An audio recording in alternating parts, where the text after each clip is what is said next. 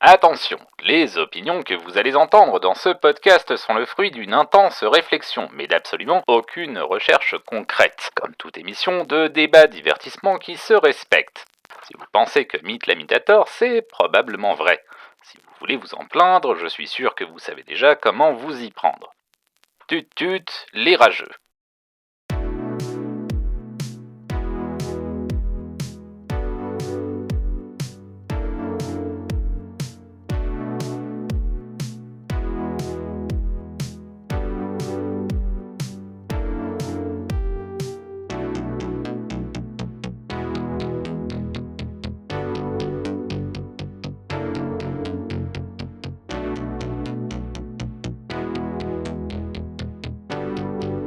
Salut tout le monde et bienvenue dans Hot Takes et Slow Burn, le podcast qui distille les cerveaux et rince les opinions. Je suis Mythe la Mythe, j'ai beaucoup de choses à dire et j'ai que ça à foutre. Et pour cette émission, je suis accompagné par Maximilien. Salut Max.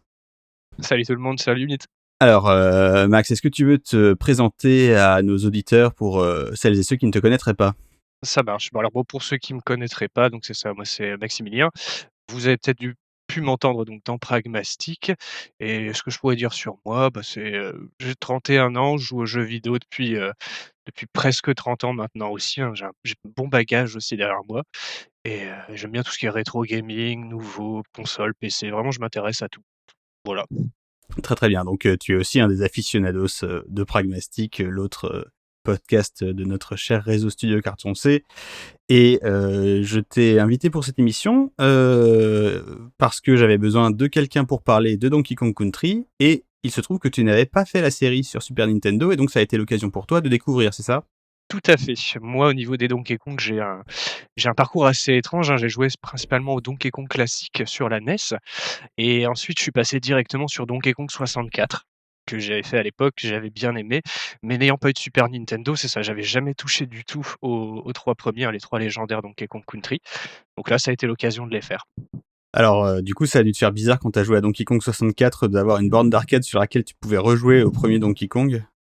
Ouais, ouais, tout à fait, il y avait pas mal de petits easter eggs, même je me souviens la borne Drop Zone aussi, c'était assez sympa, et ça m'a fait rigoler aussi de voir du coup, pas mal de choses dans les Donkey Kong Country qui étaient réutilisées un petit peu après dans le 64, ouais. Ah, tout à fait. Bah du coup, est-ce que tu veux nous raconter un petit peu les bails de Donkey Kong Country, comment ça se passe et ce qui t'a plu et ce qui t'a moins plu dans ces jeux ? Ouais, ça marche. Alors au niveau des bails rapidos, donc les Donkey Kong Country, c'est des jeux qui sont développés par, le studio anglais Rareware. C'est sorti, donc dans les années 90, hein, 94, 95 et 96, et donc on est face ici à des jeux de plateforme, hein, tout simplement. On contrôle généralement 2 personnages, on va devoir aller tout simplement à la fin du niveau, et heu et au plus, on va dire, on avance dans les épisodes, au plus la difficulté des fois peut être relevée, ouais. Et c'était aussi des jeux qui étaient typiquement, enfin graphiquement plutôt, magnifiques à leur sortie. C'est vrai que la légende veut que l'armée britannique se demandait un petit peu pourquoi Rareware avait besoin de tous ces ordinateurs Silicon Graphics, et qu'ils ont été un petit peu décontenancés d'apprendre que c'était pour faire des graphismes de jeux vidéo. Tu m'étonnes. Du coup, oui, des jeux où on incarne dans un premier temps Donkey Kong et Diddy Kong, son neveu, qui sont à la recherche du tas de bananes volé par le terrible crocodile King K. Rool, et qui mènent leur quête à travers l'île de Donkey Kong pour retrouver leurs bananes. Dans le deuxième épisode, Donkey Kong a été capturé, et c'est Diddy Kong et sa cousine Dixie et ses longs cheveux blonds qui lui permettent de faire l'hélicoptère, qui sont à la recherche de Donkey Kong et qui doivent explorer l'île des Kremlings, donc les méchants crocodiles, pour libérer leur oncle. Et enfin, dans le troisième épisode, Dixie's Double Trouble, cette fois-ci, c'est Donkey et Diddy qui ont été kidnappés, et Dixie Kong doit s'allier à son cousin, le bébé gigantesque Kiddy Kong, pour sauver les deux premiers héros du premier jeu dans un environnement un peu moins tropical et un peu plus canadien, on va dire, avec des chutes d'eau, des ours, des jolies forêts. Ouais, c'est Le exactement tout ça en effet. Le tout avec, la bande son, du compositeur légendaire, David Wise, même si la bande son du 3 peut dérouter, elle a quand même été composée par lui. Je suppose qu'à l'époque, il essayait d'aller un petit peu dans l'air du temps et qu'il a arrêté de faire juste, des musiques d'ambiance, complètement délirantes et malheureusement, le résultat, heu, est un petit peu il clash un peu avec le reste de la série, on va dire. Je vais pas dire que c'est mauvais parce que on va toujours trouver des gens pour trouver que c'est bien et en soi c'est pas mauvais, mais c'est un gros changement d'ambiance musicale dans le 3. Mais on n'est pas là pour parler de ça. Du coup, toi Max, tu les as Mmh. découverts récemment ces jeux. Moi j'y ai joué à l'époque, j'y ai rejoué en pointillé depuis. Hein. J'ai rejoué à Donkey Kong Country 3 il y a pas très longtemps sur le Nintendo Switch Online. Je voulais savoir, du coup, ce que tu en pensais, vu que toi tu n'as pas du tout de problème de nostalgie, ton avis va être, vraiment intéressant à entendre. Alors ouais, du coup, bah, moi, c'est ça, je les ai enchaînés, donc j'ai fait le 1, 2, 3 dans la foulée et alors le 3, c'est vrai que j'avais lu, hein, sur pas mal de forums sur internet que en effet, c'était apparemment le moins apprécié des 3 et bah, moi, de mon expérience, du coup, là, bah, c'est pas l'épisode que j'ai le moins apprécié, hein. Je le trouve plutôt sympathique, il y avait de bonnes choses, toujours des bons niveaux. Des petites idées à droite à gauche aussi qui étaient sympathiques, hein. Le fait qu'on puisse se déplacer sur la map librement, ça a amené, un petit peu d'exploration vite fait, hein, pour trouver les cavernes secrètes, tout ça. Donc non, moi ça va, je l'ai quand même plutôt apprécié celui-ci. C'est pas le pire, on va dire pour moi. C'était lequel le pire? Alors moi j'ai eu beaucoup de mal, c'est avec le tout premier en fait, assez étrangement. Celui qui m'a fait le plus galérer, hein, sur certains niveaux. J'avais beaucoup de mal en fait avec l'inertie du jeu et aussi pas mal de petits soucis de hitbox, si je veux rentrer dans le dans les détails. Où clairement, ouais, sur le 2 et 3, j'ai trouvé que c'était beaucoup plus propre, il y avait moins de soucis de ce côté-là. Ouais, c'est vrai que le 1, il a ses problèmes, un des trucs que je lui reproche beaucoup, c'est, le fait que les niveaux secrets sont vraiment, parfois très, très secrets, hein. Il y en a un où tu as un niveau secret dans le niveau secret, Oui, heu et il y en a un qui te fait, voyager d'un monde à l'autre, et tu skips des mondes et du coup pour le 100 c'est vraiment, le chaos total. mmh. Bon ça c'est un petit peu pénible. Ensuite oui, bon l'inertie du jeu, surtout dans les niveaux où tu marches sur de la glace, ça peut être désagréable. Oh oui. Globalement je suis d'accord avec toi sur le fait que le premier il a ce côté vraiment, entre guillemets «brouillon», et que la formule a été très raffinée dans le 2 et le 3 et je pense qu'un des trucs qui est reproché à Donkey Kong Country 3, c'est d'avoir un petit peu trop raffiné la formule, au point que les niveaux deviennent très, très prévisibles. Tu vois qu'il y a un gimmick en début de niveau, tu sais que c'est ce gimmick-là qui va t'accompagner pendant tous les niveaux, tu sais que tu vas avoir, 2 tonneaux bonus, pour, tes pièces bonus, que tu vas avoir une pièce d'E.K., que tu vas récupérer en, battant un Kremling qui a un bouclier et du coup, ben, le fait que ça devienne très prévisible et que tu aies, ce changement d'ambiance assez radical par rapport aux 2 premiers, ça ça a pu choquer à l'époque, ça a pu faire bizarre et puis en plus c'était le troisième en 3 ans donc forcément, Mmh. les attentes étaient très hautes. Le dernier point qui pour moi fait que, ce jeu-là a été, moins apprécié, c'est aussi que, Kiddy Kong, c'est quand même un personnage bizarre avec ses, bras surdéveloppés et ses jambes de, Bro never lets a bro skip leg day et bon moi ça me dérange pas, je l'aime bien Kiddy Kong, du coup,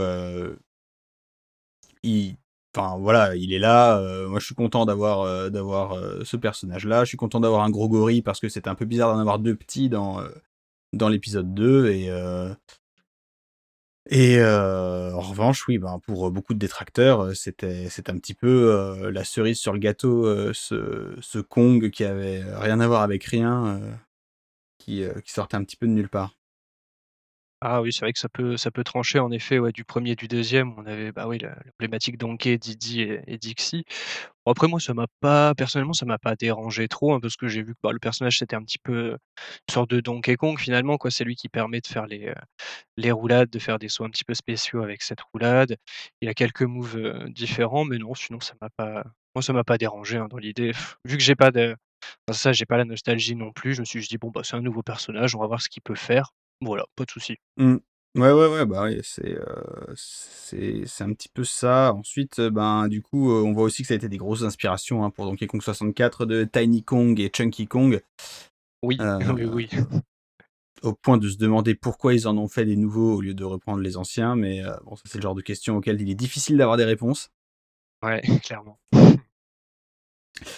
Et du coup, le truc, c'est que ce Donkey Kong Country 3, ben, c'est un petit peu, l'épisode mal aimé et l'épisode oublié de la saga. Alors que je pense que Donkey Kong Country 3 fait partie de ces jeux qui ont eu une influence majeure sur l'évolution du jeu vidéo sans qu'on s'en rende compte. Est-ce que tu vois de quel genre de jeu je parle? Alors non, pas vraiment, mais vas-y, je explique-moi donc. Ah bien, par exemple, bon, alors là, on est en 2021, du coup, l'exemple est un tout petit peu moins pertinent, mais il y a encore, 2 ans, tout le monde ne jurait que par Fortnite, le célèbre jeu de battle royale, de Epic Games. Et Fortnite était très fortement inspiré d'un autre battle royale qui s'appelait PlayerUnknown's Battleground, donc PUBG, qui, avant Fortnite, avait fait des émules, notamment chez, la communauté, du stream. Et là où ça devient un petit peu complexe, c'est que PUBG, c'est un mode de DayZ. DayZ est un mode de Arma 3. Et la série des Arma, ce sont des séries de FPS simulation de guerre qui sont un spin-off d'un obscur jeu de Overcraft très confidentiel qui est sorti il y a 20 ans sur PC dont personne ne se souvient. Et du coup, ben, tu peux refaire une espèce d'arbre généalogique bizarre entre ce jeu dont seuls, seuls les gens qui ont créé les Arma se souviennent vraiment, et le phénomène mondial Fortnite qui a fait flosser jusqu'à Sonic le Hérisson dans son film. Euh, et voilà, c'est de ce genre de jeu que je veux parler. Et pour moi, Donkey Kong Country 3, il est un petit peu comme ce jeu d'Overcraft. D'accord, OK, je vois. La raison pour laquelle il a ces qualités-là, on va y revenir très très vite. Tu m'as dit que tu avais joué à Donkey Kong 64 aussi. Ouais. Est-ce que tu veux nous parler un petit peu de Donkey Kong 64? Ouais, alors Donkey Kong 64, alors là, par contre, ça fait très, très longtemps que j'y ai pas touché, mais de ce que je me souviens, on était du coup sur un platformer 3D, donc toujours par Rareware. On sentait, alors moi je sentais quand même beaucoup la grosse vibe Banjo-Kazooie, hein, qui Mmh, sonnait derrière. Mais après on avait un petit peu le même style où en fait on commençait donc sur l'île, de Donkey Kong et en fait on pouvait accéder au fur et à mesure à différents niveaux. Alors là c'était des niveaux quand même un peu plus ouverts dans mes souvenirs tout et à fait. ça ressemblait un peu à du Mario 64 où en fait on pouvait aller collecter les grosses bananes dorées qui remplaçaient les étoiles aux 4 coins des niveaux, en changeant du coup de personnage régulièrement pour justement, pouvoir passer là où certains autres personnages peuvent pas avancer en fait. Ouais, c'est l'idée générale et je suis d'accord avec toi sur la vibe Banjo-Kazooie, hein, ça sort pas de nulle part. Déjà, c'est le même développeur et puis ensuite, c'était un type de jeu qui était très répandu sur Nintendo 64, ce qu'on a baptisé, rétroactivement les collectatons. Des jeux Ouais. où, le but, c'est vraiment de récupérer un maximum de bidules dans des niveaux, plus ou moins ouverts, avec des objectifs secondaires plus ou moins clairs, plus ou moins farfelus. Et ça a commencé dès Mario 64, hein, où, il y avait des pièces bleues, des pièces rouges, des vies, des casquettes spéciales avec des pouvoirs, des étoiles, des clés. Ça allait dans tous les sens. Et, Ouais. et à chaque fois, il fallait faire des trucs plus ou moins inattendus, plus ou moins bizarres pour y arriver. Attraper un lapin qui se promène dans les couloirs du château de Bowser, récupérer ta casquette qui a été volée par un singe ou par un vautour. Dans Banjo-Kazooie, il faut faire un jeu de Simon avec une chorale de tortues. Une autre fois, il faut se transformer en crocodile pour manger des radis et faire une course de radis avec un autre crocodile. Mmh. Tout ça pour battre une sorcière qui a prévu de voler la jeunesse de ta petite sœur. Et voilà, c'était vraiment des jeux où il y avait beaucoup de choses à récupérer, beaucoup de choses différentes dans ces environnements plus ou moins ouverts. Et, euh, et pour moi, c'est emblématique de l'époque et c'est aussi très emblématique de la console parce que ces collectatons, il y en a eu quelques autres sur PlayStation 2 notamment. Si Mmh. on peut faire un cousinage lointain avec les Jak and Daxter et les Ouais, Ratchet Clank, même si c'est ouais, pas ouais. tout à fait le même genre, mais bon, on sent que l'air du temps était encore là. Mais c'était vraiment quelque chose de très Nintendo 64. À tel point que parfois ça se retrouvait dans des éléments auxquels on s'attendait pas du tout. Moi, j'ai rejoué il y a quelques mois à Turok 2, qui était Ah, un des jeux de quand j'étais petit sur Nintendo 64. Là, je l'avais pris ah, sur GOG. Ah, t'y as joué aussi? ouais. Ouais, moi, c'est un de mes jeux du cœur, Turok 2, j'ai passé mon enfance dessus, ça me parle. Ah bah écoute, moi aussi. Alors du coup, je vais te laisser la primeur. Est-ce que tu veux nous parler un petit peu de Turok 2? Alors, ouais, bah, du coup, Turok 2, du coup, donc un FPS, hein, donc jeu de tir à la première personne. Où on joue donc du coup, alors si je me souviens bien, Joshua Fireseed, un espèce de guerrier en fait, indien, hein, qui en fait a pour but d'aller du coup libérer le monde et sauver un personnage je crois en battant le Campaigner. Ou non, non, c'est pas du tout ça, ça c'est l'histoire du premier. Dans le 2 c'est le Primogen je crois? Le Et donc enfin Primogen, voilà, ouais. c'est ça, donc c'est un gros alien qu'on doit aller taper dans son vaisseau et du coup la particularité de ce jeu-là, enfin en tout cas moi ce qui m'avait vraiment marqué à l'époque, c'est que je le trouvais gigantesque en fait. C'était des niveaux qui étaient très, très grands avec beaucoup de possibilités. On pouvait aller sous l'eau, on pouvait vraiment aller en hauteur aussi. Dans les souvenirs, il était gigantesque ce jeu et c'est vrai que j'y ai retouché il y a pas longtemps non plus et il y a toujours en fait, j'ai toujours ce feeling où je trouve que les niveaux sont vraiment sympathiques. Il y a beaucoup de choses à collecter aussi un peu à droite à gauche. On peut ramasser, forcément des armes, des munitions, des petits emblèmes aussi pour, collecter des vies, tout ça donc je vois un petit peu où tu veux en venir du coup. Ah ouais, bah oui, en fait, moi quand j'ai rejoué à Turok 2, bon déjà, je me suis dit: «Waouh, avec clavier et souris, c'est quand même pas le même délire». Ah c'est clair. Au point que je me suis demandé comment j'avais pu avancer dans ma partie sur le premier. Enfin sur la version 64 parce que waouh, c'est quand même beaucoup plus confortable avec Mmh. ce mode de contrôle là et surtout quand j'y jouais, j'arrêtais pas de me dire ah ouais, c'est vraiment un jeu Nintendo 64 quoi. Il y a il y a des objectifs, il y a des objets secrets à débloquer, des capacités spéciales. Le collectaton est optionnel, sauf qu'en fait il est pas optionnel parce que t'as quand même besoin d'avoir tout ramassé pour aller au dernier boss. Ouais, tout à fait. Je me souviens, moi, justement, être pas mal bloqué, hein, quand j'étais petit, justement, certains niveaux que je mettais beaucoup de temps à finir parce qu'en effet, si on arrivait à la fin du niveau, mais qu'on n'avait pas récupéré certains objets, le jeu nous renvoyait directement au début du stage et fallait tout refaire, fouiller d'autant plus et des fois, c'était pas facile, ouais, ouais. Ah ouais, moi le niveau 5, c'était terrible, le vaisseau spatial ruche des aliens insectoïdes. Ah ouais. J'ai tourné en rond comme un salopard parce que j'avais oublié d'exploser un mur et le truc qui me manquait était derrière ce mur-là que j'avais oublié Mmh. d'exploser et ça a pas été un bon moment. Ouais, j'imagine. Moi, je me souviens qu'il était très compliqué celui-là, beaucoup, enfin, très labyrinthique. Moi, c'était plutôt le niveau Lair of the Blind One qui me fait encore flipper, hein, toujours, parce que c'est vraiment le niveau le plus obscur. Il y a des araignées partout. Le level design est complètement fou et je me perds encore maintenant. Toujours. Ouais, ouais, bah, il y a un labyrinthe sous-marin, où Mmh. donc on peut se noyer, Ouais, et c'est le truc, tu y retournes 3-4 fois parce qu'il faut explorer 3-4 branches qui te ressortent complètement du labyrinthe quand tu vas au bout ouais. et c'est Ça vrai que c'est ça vient peut-être de ce jeu-là, en fait, ma thalassophobie, je suis en train de me dire, parce que ouais, non, clairement, le le labyrinthe sous l'eau.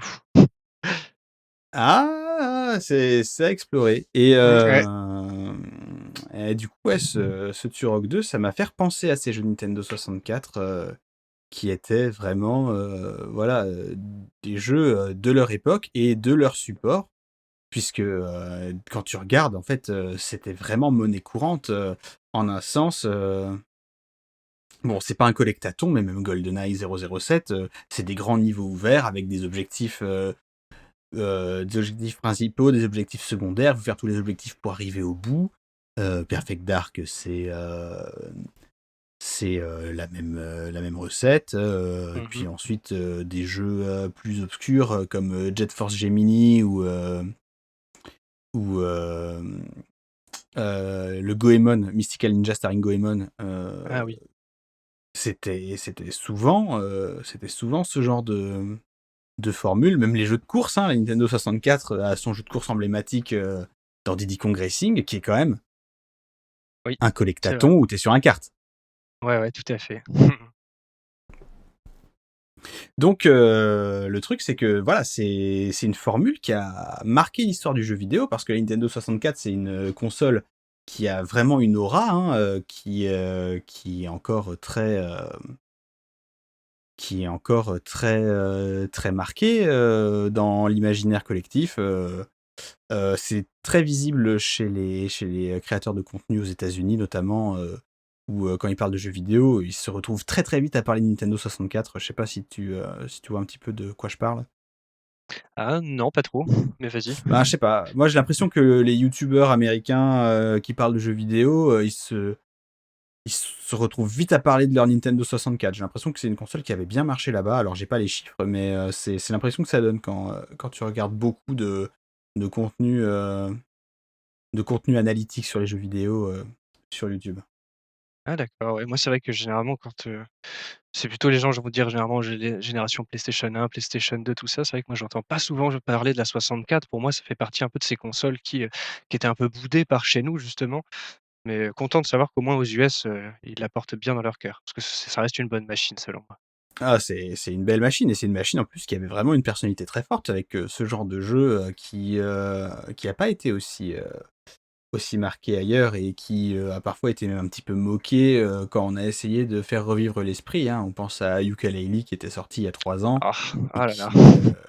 qui sous couvert d'être une lettre d'amour à Banjo-Kazooie est en fait un doigt d'honneur magistral à tout le genre.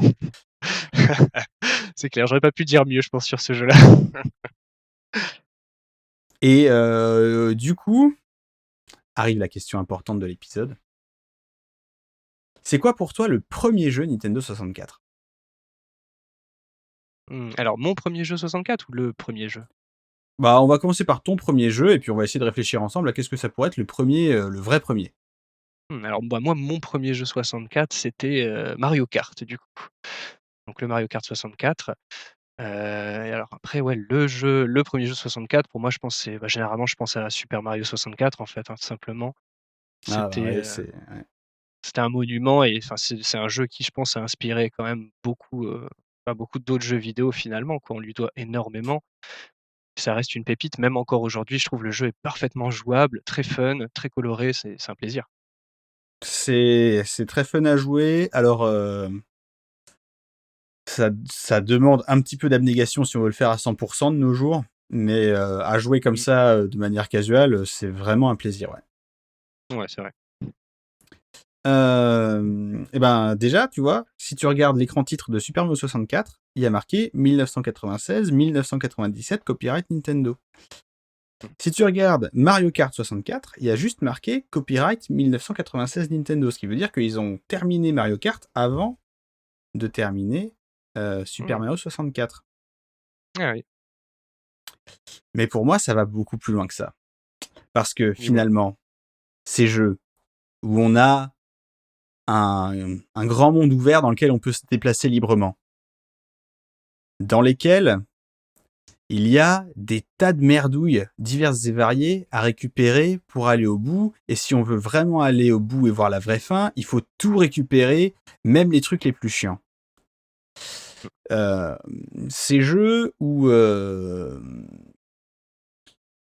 les choses sont découpées en objectifs avec parfois des quêtes annexes où il faut parler à des personnages rigolos pour, euh, pour avoir des informations sur comment faire avancer la quête annexe. Tous ces jeux Nintendo 64, dont certains ont même comme personnage principal un ours. Et c'est important que j'insiste sur le fait que c'est un ours. Est-ce que, est-ce que ça nous rappelle pas un petit peu quelque chose? Alors, personnage avec un ours, bah ouais, moi directement ça fait penser à Banjo-Kazooie, hein. Ouais, mais et ça va être ma hot take pour cette émission. Pour moi, le vrai premier jeu Nintendo 64, c'est Donkey Kong Country 3. Parce qu'il y a tout dedans. Il y a même une 64, hein, d'ailleurs, dans Donkey Il Kong y a Country même, 3. il y a même une 64 dans la salle de sauvegarde avec Wrinkly Kong, l'épouse divorcée, je crois, Donc, du du vieux, grand-père c'est Kong, Clanky. Je sais plus Cranky comment il Kong, s'appelle. ouais. Oui. Eh ben oui, elle est en train de jouer à la Nintendo 64 et la musique de la salle de sauvegarde, et je vous invite à aller écouter vous-même, c'est la musique du château de Princess Peach dans Super Mario 64. Alors que je vous rappelle que sur Super Mario 64, il y a marqué copyright 1996-1997. Sur Donkey Kong Country 3, il y a marqué copyright 1996. Un petit peu comme sur Super Mario Kart 64 et il me semble Wave Race, mais ça il faudrait que je revérifie, ce que je ne fais pas parce que ici à Hot Decks et Slobber on ne prépare pas les émissions, c'est bien connu. Ça va, j'étais pas fou. Donc J'ai bien entendu en effet le thème dans la salle de sauvegarde. Alors ouais, il y a bien le thème de Mario. et non, tu n'étais pas fou. En fait, Ça, tout était prêt, tout était préparé, et du coup, non seulement pour moi, ce Donkey Kong Country 3, c'est un jeu Nintendo 64 parce que ça m'évoque le même sentiment que quand j'ai rejoué à Turok 2, mais en plus, c'est le premier. Il est peut-être pas sorti sur la console, mais ça l'empêche pas d'avoir tous les critères, toutes les cases de la liste qui sont cochées. Même les ours. ouais, c'est vrai. Et du coup, ben voilà, ce jeu, qui est considéré comme le jeu qui en a trop fait, avec ses niveaux à gimmick parfois complètement ridicules, sa formulation tellement prévisible que on peut d'avance dire à quel moment, à quel élément de level design va se trouver tel secret ou pas, avec sa bande son qui est un petit peu précurseur de ce qu'a fait Grant Kirkhope sur Banjo-Kazooie et sur Donkey Kong 64 d'ailleurs, alors que c'est du David Wise. Ben, ce jeu qui a été un petit peu oublié, un petit peu boudé, et ben c'est en fait un jeu important, un jeu qui a marqué son époque et qui a surtout marqué l'époque qu'il a suivi. Ouais. Je suis bien d'accord avec toi et d'ailleurs ça me fait penser, il y avait pas justement, alors c'est peut-être mon cerveau malade qui invente ça, mais Banjo-Kazooie à la base devait pas ressembler justement à un side scroller de côté un petit peu comme un Donkey Kong Country? Il y avait pas quelque chose comme ça? Alors, le projet initial de Banjo-Kazooie réutilisait les graphismes digitalisés de Silicon Graphics, mais c'était pour faire un action RPG en vue isométrique un petit peu à la Landstalker. Ah d'accord. OK. Mais tu as raison, on peut trouver sur internet des images de ce projet initial qui a fini par devenir Banjo-Kazooie. Et du coup, la parenté est encore plus forte puisque tu as cette patte graphique très caractéristique des Donkey Kong Country et Killer Instinct qui avaient ces machines Silicon Graphics et c'était à peu près les seuls à les avoir et du coup, c'était les seuls à avoir cet aspect-là sur Super Nintendo. C'était du coup une bonne manière de se démarquer. Ah c'est clair. Bah d'ailleurs, il y a une légende urbaine qui dit que Miyamoto, il a vu Donkey Kong Country, il a dit ouais, c'est bien les graphismes, mais à un moment, faut faire un vrai jeu. Il a un petit peu, il a un petit peu ravalé sa fierté quand il a vu le succès du premier, puisqu'il a travaillé sur le deuxième. Et c'est en partie pour ça que les boss dans Donkey Kong Country 2 sont plus agréables et mieux fichus que les boss dans Donkey Kong Country 1, parce qu'on a un game designer chevronné, vétéran, qui a bossé dessus. Ah d'accord, ouais donc ça explique en effet, ouais, parce que c'est vrai que j'ai trouvé également que le 2 était vraiment une amélioration et même au niveau des boss, hein, tout à fait, ils sont bien plus sympathiques à affronter que dans le premier, ouais. D'accord, donc c'est grâce à monsieur Miyamoto. Pas mal. Ouais, bah, de toute façon, le 2, c'est considéré de manière canonique comme le meilleur des trois.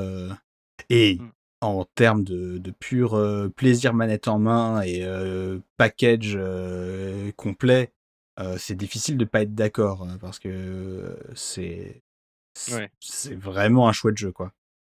Ouais, c'est le plus conséquent aussi, c'est ce que j'ai trouvé, ouais. Le 3 est un petit peu plus équilibré, mais plus simple, alors que le 2, ouais, il y a vraiment juste ce qu'il faut, il est bien dosé, ouais.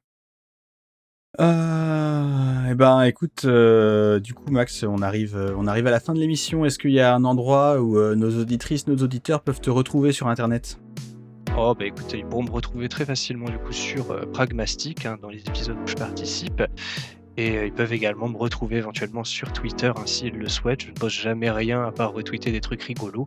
Vous me trouverez sur @marcymilien, Marcymilien. Voilà. Parfait. Donc, je vous rappelle que Hot Takes et Slow Burn est un podcast Studio Carton C. N'hésitez pas à aller écouter l'autre podcast du réseau, Pragmastic, le podcast qui vous parle d'expériences de jeu.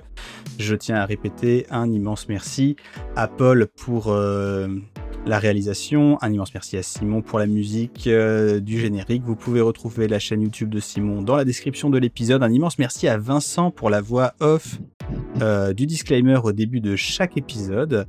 Et merci évidemment à vous pour nous écouter. Petite annonce, ce Hot Takes et Slow Burn est le dernier Hot Takes et Slow Burn à sortir en mensuel à partir du mois de septembre.